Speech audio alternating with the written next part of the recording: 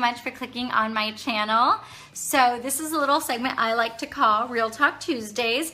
I post every Tuesday and I basically do a get ready with me, and I talk you through my process and kind of give you all the tips and tricks that I know and I would like to share with you. Like what you see, give me your thumbs up and please subscribe. So this is a look I'm doing for you guys today. It's got a little bit of color, some turquoise, some browns, some oranges.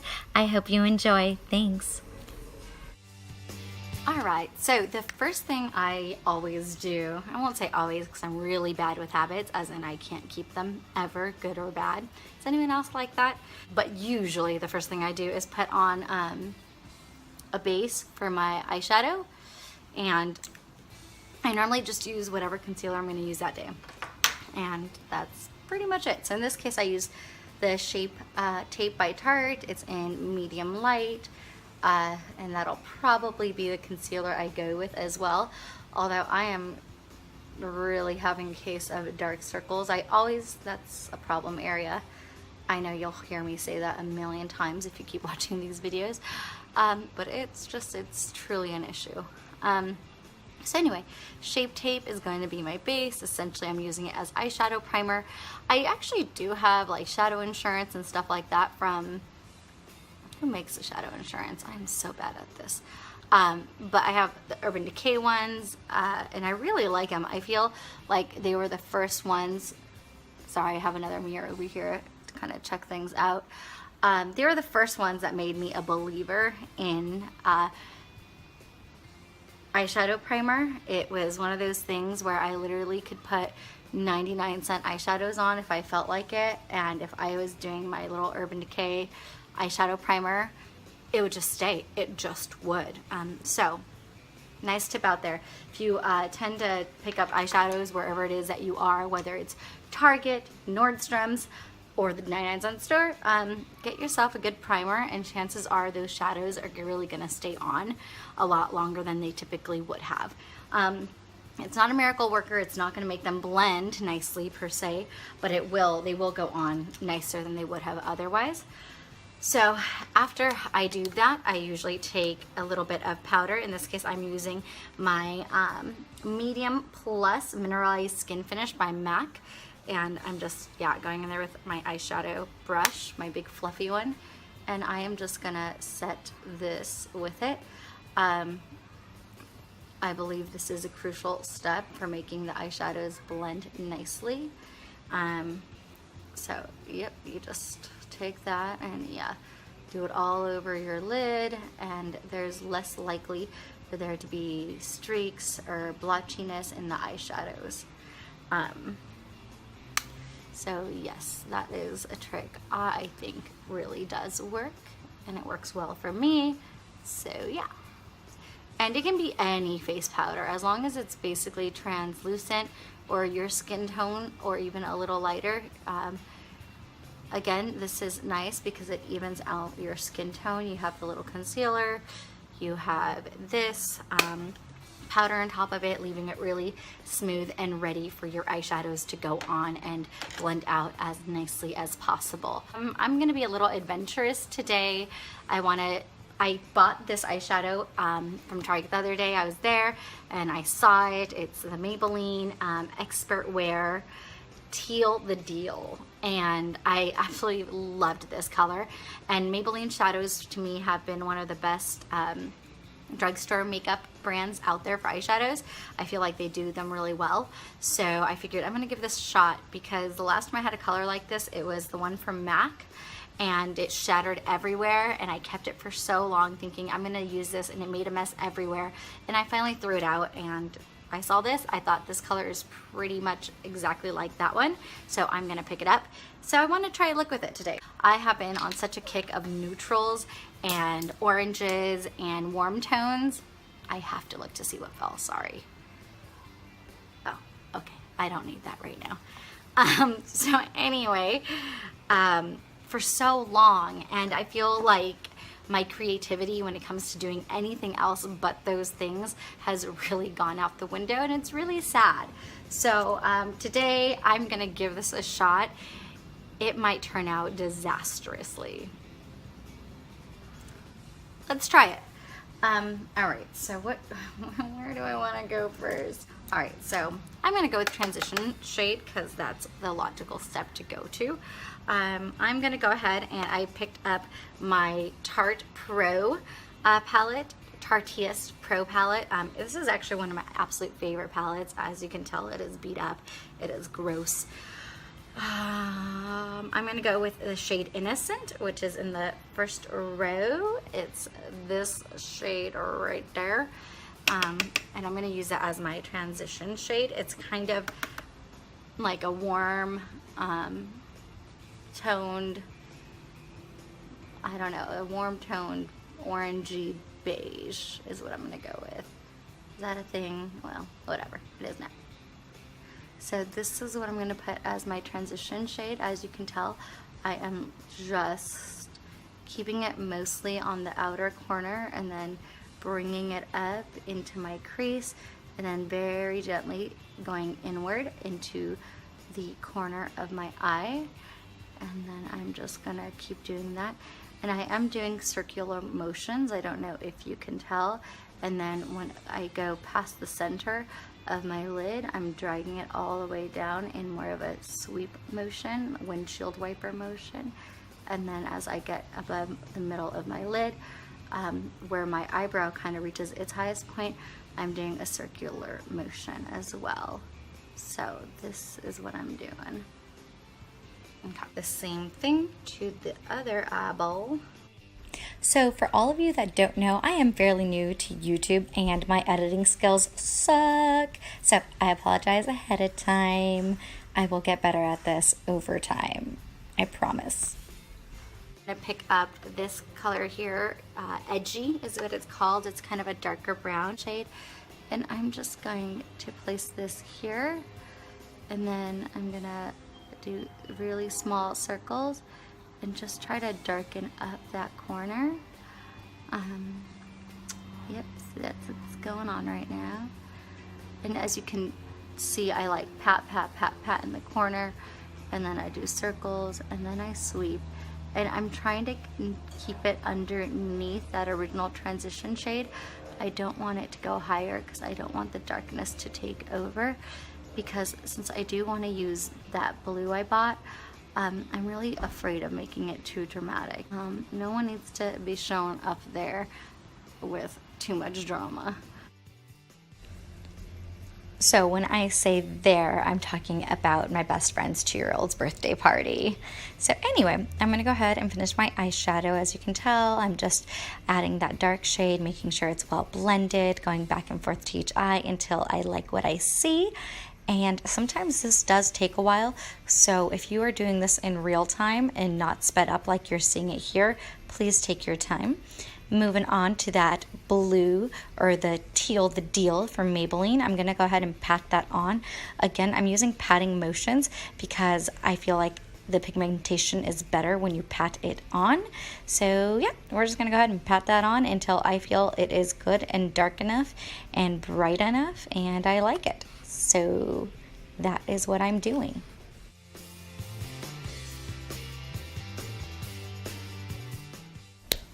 So guys, I just wanted to mention, if you don't have the things that I have to do it at home and you're trying to do a look that's similar, please don't feel like you have to run out and buy this Tarte palette or even this exact shadow from Maybelline. These are really just to show you guys different techniques and different ways to create these looks, but you can probably create most of the looks that you see on YouTube with stuff that you have at home. So yeah, just one tip there. I'm gonna go ahead and move on to my concealer. I'm using my Shape Tape from Tarte in light medium.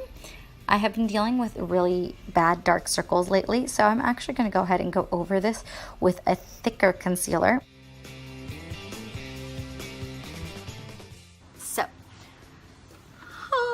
Concealer is done. It's so weird how it doesn't, like, still nothing looks great until you finish. Does that make sense? So I'm going to go ahead and go in with my Laura Mercier 2.5 cream concealer. I'm just going to go ahead and pat that on with my finger, and then of course go back with my Real Technique beauty sponge and push that into my under eye and make sure that it is blended in.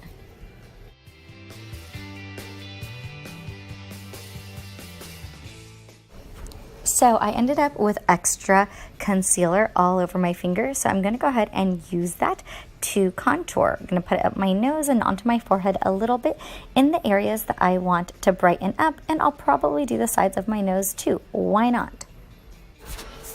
So the areas I usually brighten are, of course, under my eyes. That's extremely important to me because I have dark circles, and the center of my forehead, and of course the bridge of my nose and the sides of my nose.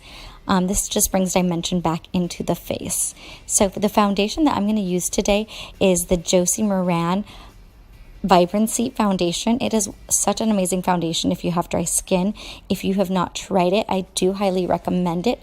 Again, I have very dry skin. That is why this foundation works for me. It is oil-based, so just keep that in mind. But I really do love how dewy my skin looks when I have this foundation on. So that is why I like it. If you don't like a dewy finish, then you may not like it.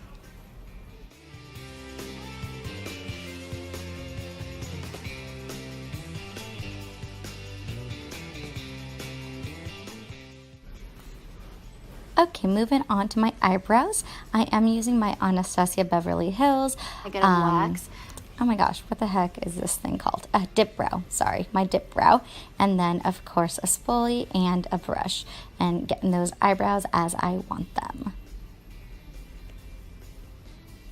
The eyebrow highlighter I'm using is the Trish McAvoy. It's in the color Shell, and that's going under my eyebrow. This is the moment I realized I wiped off the edges of my eyeshadow when I did my foundation. So I'm reapplying those edges and darkening it up so I darkened it up off camera. My camera died and I did not realize it. Now I'm moving on to contour. I'm using the Sonia Kashuk cream bronzer, and this one is in warm tan. So I'm going to go ahead and put that on my forehead. I'm going to put it on my jawbone highlight. Wait, what's that called? Cheekbone highlight. Yeah, and my nose.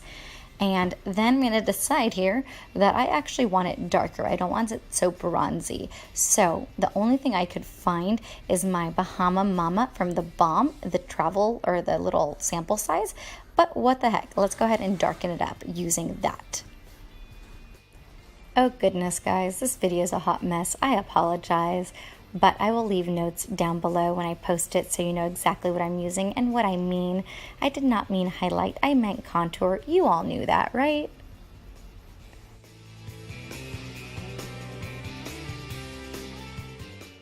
Okay, one extremely important tip when you contour, you want to make sure that you bring your contour color up.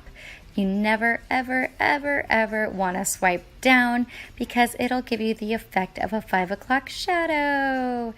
Yay! Or not so yay. So make sure you're always wiping upward and into your hairline when you're doing your forehead. Again, the contour on the forehead is not absolutely necessary for everyone. I have a regular to large size forehead, so I always do it. For the highlighter, I went ahead and put that on the high side of my cheekbones, actually almost really close to the corner of my eye. That's just how I've been doing it lately. And I am using Opal from Becca. So I did my nose highlight just in the center. I don't want to do it on the tip because that would completely destroy my contour, which was supposed to lift my nose up. And now I'm going to move on to blush. The blush, I always keep it on the back side of my cheekbones, and I usually use a very light hand. I don't like a lot of blush. That's just my preference. Okay, so now I'm going to finish off with eyeliner. I am actually going to use my Trish McAvoy eyeliner. This, by the way, it's her gel eyeliner. These are really, really, really pigmented. You don't have to do a lot of work to get it on. They're super, super creamy. You do have to be careful not to let them touch your upper lid or anything, especially if you don't use a lot of eyeshadow, because they will smear everywhere. So, but they are spectacular. They're kind of expensive. I think they're like $30. But if you just want something that is going to glide on like a dream, do it. It's Trish McAvoy, their gel eyeliner, or her gel eyeliner. It's really great. I realize that sounded sarcastic. I promise it wasn't. I was just trying to focus on putting it on. So anyway, when I use this eyeliner, I usually just keep it really close to my lashes. I don't worry about the line being straight. I go back in with an angle brush and then I work it into whatever kind of line I want it to be. In the case of today, I wanted to wing it out, and that's what I did. So again, the reason I love this eyeliner, it's super jelly, super creamy, and very malleable. So it's very easy to create the line that you want with it. It is a pencil, so it's not going to ever go on as thin as a liquid. But that is okay. I wasn't looking for the look of a liquid liner, but I did want that wing. For anyone having trouble making a wing, my suggestion is try it with your eyes open. It's much easier to do with your eyes open. Okay, so now I'm going to go ahead and do my waterline with that same liner, just darkening that up to as much as I want it. And now I'm going to go in with a little bit of the same eyeshadows I used to create my transition. So I'm going to go ahead and use Whimsy, and I'm going to use Edgy, and I'm going to blend those together on my bottom lash line. That is also going to help set that eyeliner so that way it doesn't move all over my face. Again, great eyeliner because it's super creamy, but if I don't set it, it'll end up on my cheeks. I decided I wanted to add more of Whimsy, so I did that, so it was a little bit more orangey.